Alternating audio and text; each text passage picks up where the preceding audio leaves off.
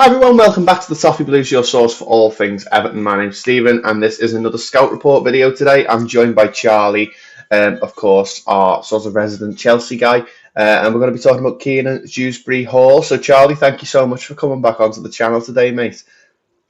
No, it's an absolute pleasure, mate. Thank you for having me. Yeah, of course, we saw you in April, a pretty close game at Stamford Bridge that ended 1-0 to Chelsea, but um, one of your younger players actually joining Everton today. It looks like deal's almost over the line. Dewsbury-Hall, 26 years old. He's only been at Chelsea for a year, but he has played 36 games with 5 goals and 4 assists. So tell us what kind of player he is and who he is and sort of the general feeling between the Chelsea fan base around this move. I think in general, like when we first signed him last summer for 30 million, it would come as a little bit of a surprise. We didn't really see a need for him. It's quite a lot of money to spend on someone when you looked at the squad and you're sort of thinking, well, where's this guy going to play? How often is he going to play? I think he started 2 Premier League games for us last season. Obviously featured very regularly in the Conference League, played in domestic cups, actually featured a fair amount as well. I think he played in 5 of the 7 Club World Cup games as well. He appeared off the bench in the final.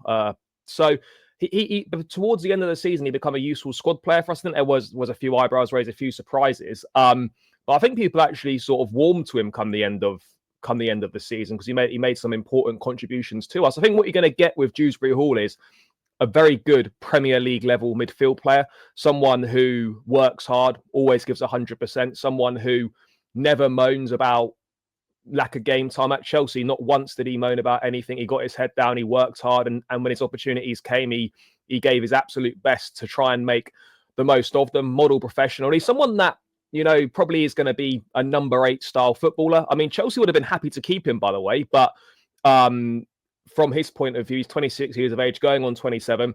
He's too good to be getting a few early round of the cups and maybe the odd start here or there in the league in case someone gets injured. He's too good for that. So you're getting someone with an eye for goal in the Championship. He scored 14 goals, 12 assists, or it might have been the other way around. He had 26 GA in that season that Leicester won the league. So this is someone that is creative, someone that can score goals, and someone that is a very solid Premier League player. And I think he's going to be an excellent addition for Everton, and someone at £25 million.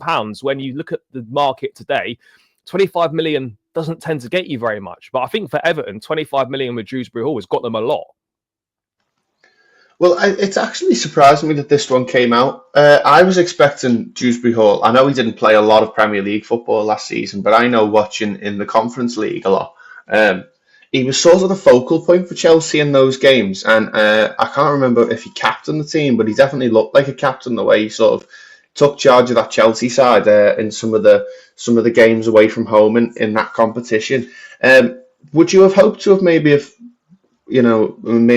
got a bit of profit with him, because the fee that's being reported for Everton is 25 million with 4 million add-ons, but Chelsea of course paid 30 million. Were you hoping to get a bit more than that for Dewsbury-Hall?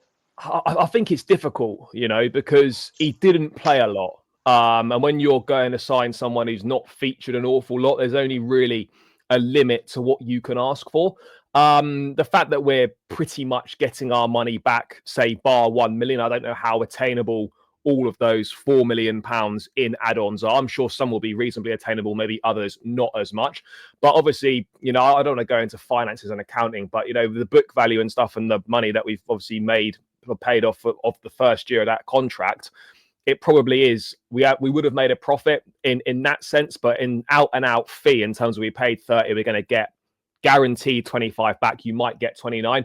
I suppose from that perspective, it is a marginal loss, but you're not going to make money on everyone. And I think when you paid £30 million for him, yes, he's a good pro, and he's going to be I think he's going to be a good solid pickup for Everton. I think it is hard to ask for like £35 million. I just don't think you're going to get that from anyone. You mentioned there that he was a bit of a number 8 for Everton. I expect him for Everton to play maybe more of a number 6 role, just behind Charlie Alcaraz, who's going to play in the number 10. I expect him to play in the midfield too as well with Idrissa Gueye. Do you think that's his best role? Where do you think is his best role for Chelsea? Because to me, when I've looked at him, he seems like a more of a ball carrying midfielder who's more of a number 8. But I think he might be expected to drop a bit deeper for Everton. Yeah, I mean, look, I don't know really from what I've seen of him, which was kind of what he was doing in the championship, and obviously what he's done for us.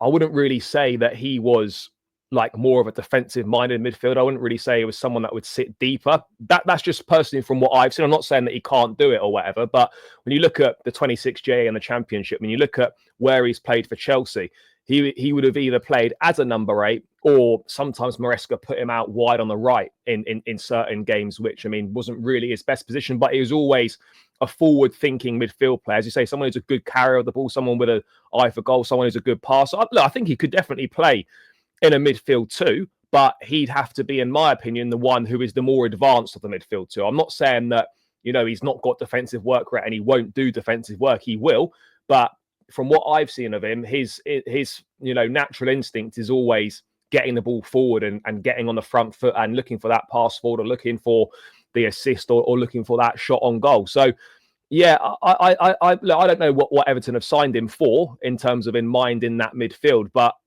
to get the best out of him, in my opinion, he needs to be playing as that sort of number 8, box-to-box midfield player. Like I said, this is one that shocked me a little bit when it first came out. I knew we needed a number 6 player. We needed a centre midfielder. With, of course, like losing the likes of Decore.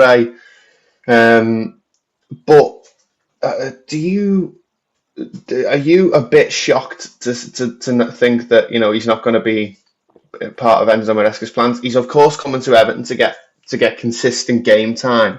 But do you expect him to get consistent game time at Everton?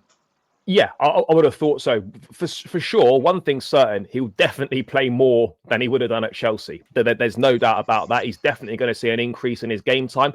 I don't think Everton are the sort of club that will spend £25 million on a player for them not to really play that regularly. As you mentioned, Decore potentially going off to Saudi, you're probably going to lose him. There's a space in the squad for another midfield player. Maybe another 2 potentially. I don't know, but I would fully expect him to. I'm not saying he'll start every single week. You'll know better than me, but I would expect him to be a significant part of the plans under David Moyes. And I don't think he would have gone and signed for Everton if that wasn't going to be the case. Because if you're going to sit on the bench at Everton, you might as well sit on the bench at Chelsea. So, do you, with regards to Chelsea, do you think it's just going to free up more space for the likes of Moises Caicedo and Enzo Fernandez without him really having to challenge them too? Or do you think there's going to be space for another midfielder in Chelsea? Oh, no, we're not going to be signing any more midfield players because obviously we've got Enzo Fernandez, we've got Caicedo, we've got Romeo Lavia, and then obviously Andre Santos is now in the mix. He was on loan at Strasbourg last season. He's now part of that first team setup, and we signed the lad Asugu from Sporting Lisbon, and he's very much going to be like an alternative to Caicedo when we need to give him a rest. So as good a player as Dewsbury-Hall is, and I like him, and I think he's a lot better than a lot of Chelsea fans gave him credit for, the reality of the situation is he's just not getting in ahead of the vast majority of those midfield players. So for Dewsbury-Hall personally, I mean, of course, it's a tough question to answer, but at 26, this is the right time for him to move on from Chelsea, of course, only after a year. Coming to Everton to play, probably going to play 38 games a season, at the new stadium in really a new look Everton side under David Moyes. I think it sounds like a good move for him. Definitely better than a move that he could have got, or staying at Chelsea and only playing maybe like the cup games or the odd league game under Maresca and not being first choice. Yeah, no, I totally agree. And out of the teams that were linked with him, I know Everton were linked with him in January. I know there's been sort of some talk of West Ham. Fulham made an inquiry earlier this summer as well. If you're looking at those kind of teams, I think with the new stadium and the sort of the targets that Everton are going for this summer, I just think that Everton project out of those 3 teams is the most exciting. And I think that's probably the best move for them. By the way, not saying that Fulham are a bad club or a bad side, but in terms of the project, new stadium, I think Everton are definitely going places where someone like a West Ham, I think there's a lot of uncertainty around them. And Fulham, no, good side, solid Premier League side, but I don't get the sense that that's a particularly exciting project down there. Whereas I look at Everton, new stadium, the signings they're making, I think it's a great move for him. Yeah, well, a couple more signings for Everton, I think, before the end of the window. We've seen the likes of Tyler Dibbling, It's still going to be seen if that one's going to get done, and maybe another winger. But thank you so much for coming on, Charlie, and talking to our supporters a bit about Kiernan Dewsbury-Hall today. Just remind them all where we can find all of your content. No, it's a pleasure, mate. No problem at all, anytime. But yeah, guys, you can find me over at Chelsea Fan TV throughout the season, and you can also find me on my own channel at Blue Brother CFC. So if you've enjoyed what I've had to say, feel free to come and support me.